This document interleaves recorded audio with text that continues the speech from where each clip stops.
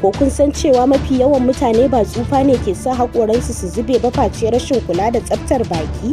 Binciken masana ya tabbatar da cewa wasu daga cikin al'umma na gab da haɗuwa da haɗarin zubewar haƙora. Wannan rashin kulawa shi ke haifar da warin baki da kuma matsalolin haƙora. Warin baki abu ne da yake addabar al'umma da dama tare da hana su sukuni. Warin baki yana faruwa ne a lokacin da bakteriya cikin baki ke cin ragowar abinci. Hakan kan haifar da fitar da wari mara daɗi.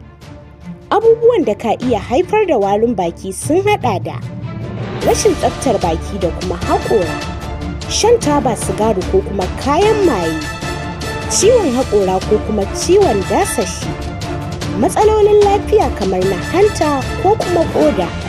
Dukkaninsu na iya sa warin baki ya zama na dindindin.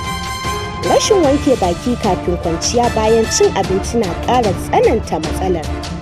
Yadda za a magance matsalar warin baki: wanke baki aƙalla sau 2 a rana, tsaftace tsakanin haƙora da kuma kan harshe, yawaita shan ruwa akai-akai, ziyartar likitan haƙora akai-akai domin tabbatar da lafiyarsu. Shin sau nawa kuke wanke bakinku a rana?